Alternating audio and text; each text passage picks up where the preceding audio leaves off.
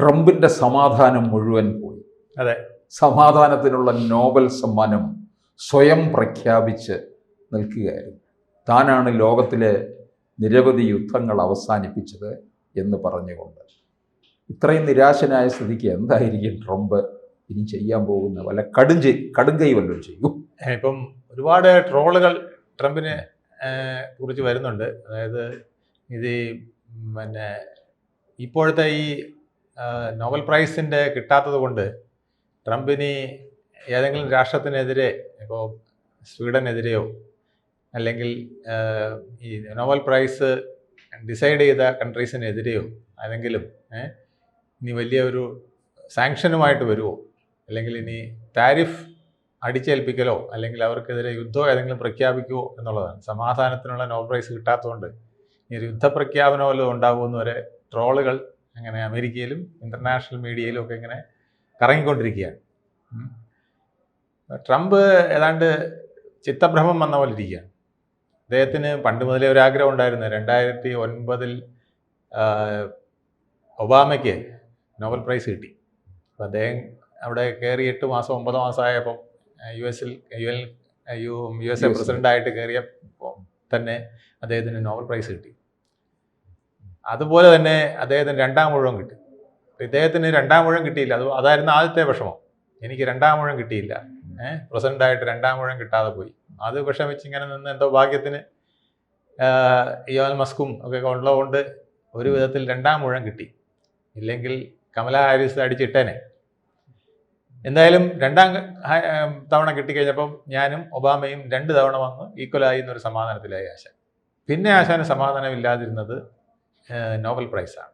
ഒബാമയ്ക്ക് Nobel prize ഉണ്ട്, എനിക്ക് Nobel prize ഇല്ല.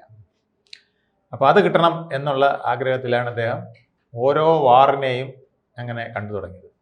ഇന്ത്യ പാകിസ്ഥാൻ വാർ, ഇറാൻ ഇസ്രായേൽ വാർ, ഇപ്പോൾ ഗാസ ഇസ്രായേൽ വാർ, അല്ലെങ്കിൽ ഹമാസ് ഇസ്രായേൽ വാർ, ഇതെല്ലാം ഇങ്ങനെ എൻ്റെ കൈകൊണ്ട് നിൽക്കണം. ഇതിനിടയ്ക്ക് അർമേനിയ അസർബൈജാൻ വാർ, അവിടെ ചുമ്മാ നിന്ന് പോയി തല കാണിച്ചു. അപ്പോൾ അത് ഞാനാണ് നിർത്തിയതെന്ന് വന്നു. ഇങ്ങനെയൊക്കെ അദ്ദേഹം പിന്നെ എങ്ങും തൊടാത്ത കംബോഡിയ തായ്ലൻഡ് വാർ, അതിൽ അദ്ദേഹത്തിന് കുലബന്ധം പോലും ഉണ്ടെന്ന് തോന്നുന്നില്ല. അതിൻ്റെയും ക്രെഡിറ്റ് ഇപ്പോൾ അദ്ദേഹം പറയുന്നത്. കോങ്കോ, അതുപോലെ തന്നെ റുവാണ്ട വാർ, ഇതൊന്നും കേട്ട് കഴിയുമില്ല. അതിലും അദ്ദേഹത്തിനാണ് പങ്കെന്നാ പറയുന്നത്. അതുപോലെ തന്നെ ഈജിപ്ത് എത്യോപ്യ വാർ, അതിലും ഞാനാണെന്നാണ് പറയുന്നത്. ഇങ്ങനെ ഒരു 8 വാർ അദ്ദേഹം 8 മാസത്തിനകം തീർത്തു എന്നാണ് പറയുന്നത്. അദ്ദേഹം ജനുവരിയിലാണ് അധികാരത്തിൽ വന്നത്. ജനുവരി 30-ാം തീയതിയാണ് വന്നത്. അപ്പോൾ ജനുവരി പോയി.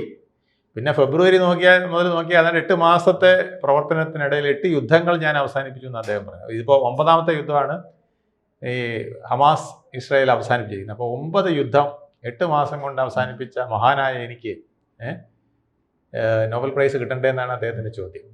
അപ്പോൾ അതിൽ ആദ്യം തന്നെ നമുക്കറിയാം ഇന്ത്യ പാകിസ്ഥാൻ വാറിൽ അദ്ദേഹത്തിൻ്റെ പങ്കെന്തായിരുന്നു. ഇന്ത്യ മിസൈൽ വെച്ച് അടിച്ച് തകർത്ത് പാകിസ്ഥാൻ ഒരു ഫ്ലൈറ്റ് പോലും പോകാൻ പറ്റാത്ത വിധത്തിൽ അവരുടെ എയർബേസുകളെല്ലാം പോയി. പല ഫ്ലൈറ്റുകളും തകർത്തു. പിന്നെ എങ്ങനെയെങ്കിലും ഇത് അവസാനിപ്പിച്ചാൽ മതിയാവുമെന്ന് പറഞ്ഞുകൊണ്ട് അമേരിക്കൻ പ്രസിഡന്റിനെ വിളിക്കുകയാണ്. ഞങ്ങൾക്ക് ഇതൊന്ന് അവസാനിപ്പിക്കണം. അപ്പോഴാണ് നമ്മളെ തിരിച്ച് വരട്ടുന്നത്. അവർ അണുബോംബ് പ്രയോഗിക്കുമെന്ന് പറഞ്ഞിരിക്കുകയാണ്. So India you stop and do trade with dum എന്നും പറഞ്ഞുകൊണ്ട് നമ്മളടുത്ത് വരട്ടാമെന്ന്. അപ്പോൾ നരേന്ദ്രമോദി പറഞ്ഞു, അത് വേണമെങ്കിൽ അവർ വരട്ടെ, ഞങ്ങൾ ഇട്ട് നിർത്തില്ല, താങ്കൾ പറഞ്ഞുകൊണ്ട് നിർത്തില്ല, അവർ വരട്ടെ എന്ന് പറഞ്ഞു. അങ്ങനെയാണ് പുള്ളിക്കാരൻ അവരോട് പറഞ്ഞ് നിങ്ങൾ വേഗം മിലിറ്ററി ടു മിലിറ്ററി ടോക്കിന് തയ്യാറാകും. അങ്ങനെയാണ് ടോക്ക് നടന്നത്. 5 മണിയായപ്പം ടോക്ക് കഴിഞ്ഞു. ഇത് 11 മണിക്കായിട്ടാണ് ട്രംപിനെ വിളിക്കുന്നത്. അത് കഴിഞ്ഞ് 5 മണിക്ക് ടോക്ക് കഴിഞ്ഞു, യുദ്ധം അവസാനിച്ചു. അപ്പോൾ അതിൻ്റെ ക്രെഡിറ്റ് എടുക്കാനായിട്ടാണ് പിന്നത്തെ ശ്രമം.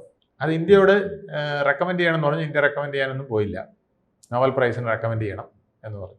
ഞാനാണ് ഇതിൻ്റെ മധ്യസ്ഥൻ എന്ന് പറഞ്ഞത് നമ്മൾ ഒട്ടും സമ്മതിച്ചില്ല. കാരണം നമ്മൾ കാശ്മീർ ഇഷ്യൂവിലെ സംബന്ധിച്ചിടത്തോളം മധ്യസ്ഥനാവുന്ന പ്രശ്നമില്ല. അപ്പോൾ ആ യുദ്ധം എങ്ങനെയാണ് അദ്ദേഹം അവസാനിപ്പിച്ചതെന്നുള്ളത് ലോകത്തിന് മുഴുവൻ ബോധ്യമാണ്. പിന്നെ പാകിസ്ഥാൻകാർ പറഞ്ഞു ഇദ്ദേഹം ഇല്ലായിരുന്നെങ്കിൽ ഈ യുദ്ധം ജയിക്കില്ലായിരുന്നു, അവസാനിക്കില്ലായിരുന്നു എന്ന് പറഞ്ഞു എന്നുള്ള ഒരു പച്ച മാത്രമേ ഉള്ളൂ. എന്നിട്ട് പാകിസ്ഥാൻ നോബൽ പ്രൈസിന് ഇവരെ റെക്കമെൻഡ് ചെയ്യുകയും ചെയ്തു. അദ്ദേഹത്തിൻ്റെ പേര് റെക്കമെൻഡ് ചെയ്യുകയും ചെയ്തു. അത് കഴിഞ്ഞ് പിന്നെ നടത്തിയ വലിയ സെറ്റിൽമെൻറ്റ് എന്ന് അദ്ദേഹം പറയുന്നത് ഇറാൻ ഇസ്രായേൽ വാറാണ്. ഇറാൻ ഇസ്രായേൽ വാറിൽ സമാധാനമാണോ അദ്ദേഹം ചെയ്തത്, അതോ ഒരു കക്ഷിയുടെ പക്ഷം ചേർന്നുകൊണ്ട് ബങ്കർ ബസ്റ്റർ ബോംബുകൾ എതിർ കക്ഷിക്ക് ഹാനികരമാകുന്ന വിധത്തിൽ ലോകത്ത് ഇതുവരെ പ്രയോഗിക്കാത്ത ബങ്കർ ബസ്റ്റർ ബോംബുകളാണ്. ലോകത്ത് ഒരിടത്തും പരീക്ഷിച്ചിട്ടില്ല. അത്രയ്ക്ക് ഭീകരമായ ബോംബാണ് ആ ബോംബ്. ആ ബോംബുകൾ അദ്ദേഹം 8 എണ്ണം കൊണ്ടിട്ടാണ് ഇറാനെ വരട്ടി ആ യുദ്ധം അവസാനിച്ചത്. അപ്പം അത് ഒരു കക്ഷിയോടൊപ്പം ചേർന്നുകൊണ്ട് മറ്റേ കക്ഷിക്ക് ഭീമമായ ദ്രോഹം വരുത്തി യുദ്ധത്തിൻ്റെ ഭാഗമായി നിന്ന് വരുന്ന സമാധാനമാണോ എന്ന് ലോകം മുഴുവൻ ചോദിക്കുന്നുണ്ട്. ഏതാണ്ട് ഇതുപോലെയാണ് ഇപ്പം ഗാസയിലെ യുദ്ധം അവസാനിപ്പിച്ചതിൻ്റെയും ക്രെഡിറ്റ് അദ്ദേഹം എടുത്തിരിക്കുന്നത്. അദ്ദേഹം സംരക്ഷിക്കേണ്ട ഖത്തറിനെ, അല്ലെങ്കിൽ US സംരക്ഷിക്കേണ്ട ഖത്തറിനെ സംരക്ഷിക്കാതെ ഇസ്രായേലുകാർക്ക് അടിച്ചോളാൻ പറഞ്ഞ് ഇട്ടുകൊടുത്തു. അങ്ങനെ അവർ അവരവിടെ ബോംബ് ബ്ലാസ്റ്റ് നടത്തി. ഹമാസിൻ്റെ ആളുകളെ എന്തായാലും കൊല്ലാൻ പറ്റിയില്ല. വേറെ 5 നിരപരാധികളല്ല, 5 സാധാരണക്കാരായ ഹമാസിൻ്റെയും ഖത്തറിൻ്റെ ആൾക്കാരാണ് മരിച്ചത്. അപ്പോൾ എന്തായാലും ഖത്തർ ഇതിൽ ശക്തമായി ഇടപെട്ടു. അപ്പോൾ ഇതിനൊരു സെറ്റിൽമെൻറ്റ് ഉണ്ടാക്കണം എന്നുള്ളതായി. ഖത്തർ ഈ രീതിയിൽ പോകാൻ പറ്റില്ല എന്നുള്ളത് പറഞ്ഞു.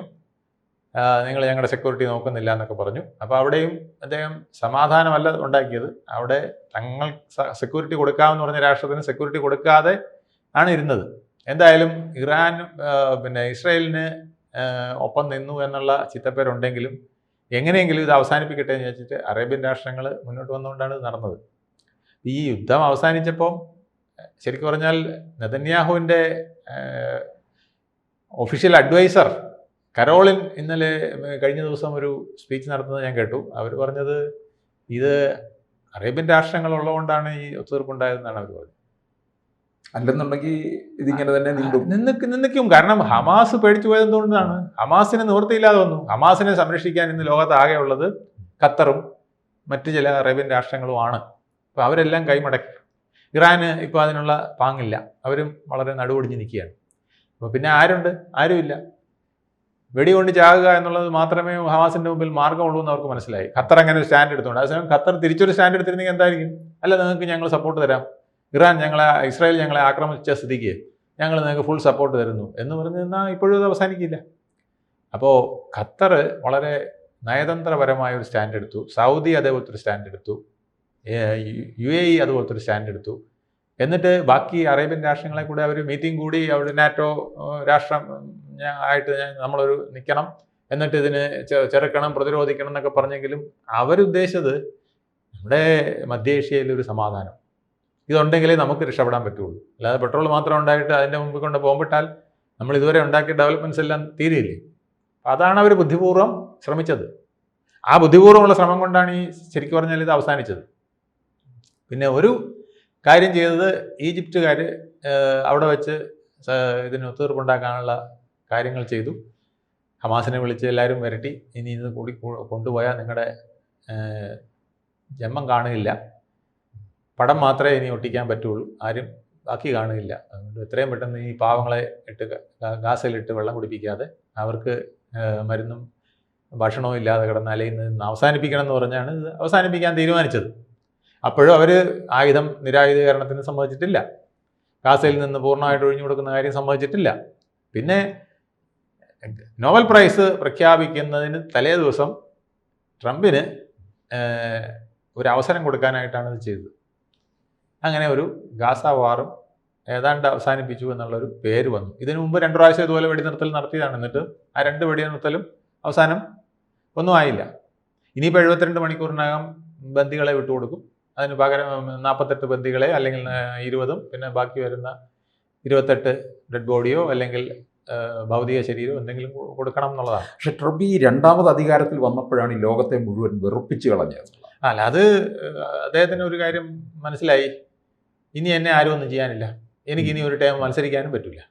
അതെ, ഇത് എൻ്റെ അവസാനം, എന്നാൽ പിന്നെ ലോകാവസാനം ആയാലും എനിക്ക് പ്രശ്നമില്ല എന്നുള്ള മട്ടിലാണ് ഇപ്പോൾ അദ്ദേഹം പെരുമാറുന്നത്.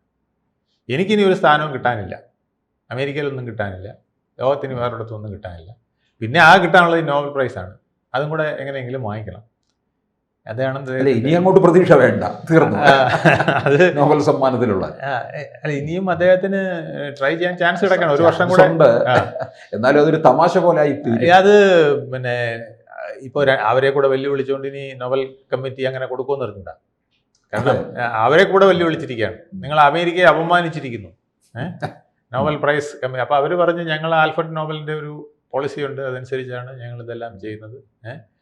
നോബൽ സമ്മാനം കൊടുക്കുന്നതിന് ഞങ്ങൾക്ക് നോംസ് ഉണ്ട്, ആ നോംസ് വെച്ചാണ് ചെയ്തതെന്നൊക്കെ ഇന്ന് അവർ പറഞ്ഞിട്ടുണ്ട്. ഇപ്പം ഇങ്ങനെയൊക്കെ വയലേറ്റ് ചെയ്യുന്ന പ്രതികാര ബുദ്ധിയോടെ പെരുമാറുന്ന ഒരാളിന് നോബൽ പ്രൈസ് കൊടുക്കുമെന്ന് ഇനി നമുക്ക് കണ്ടറിയണം. അല്ലെങ്കിൽ അടികൂടി വാങ്ങിക്കാൻ ഇറങ്ങുന്ന ഒരാൾക്ക് നോബൽ പ്രൈസ് കൊടുക്കാൻ നൊബേൽ കമ്മിറ്റി തയ്യാറാവുമോ എന്നൊക്കെ ഉള്ളതിനി നമുക്ക് കണ്ടറിയേണ്ടിയിരിക്കും. ഓക്കെ.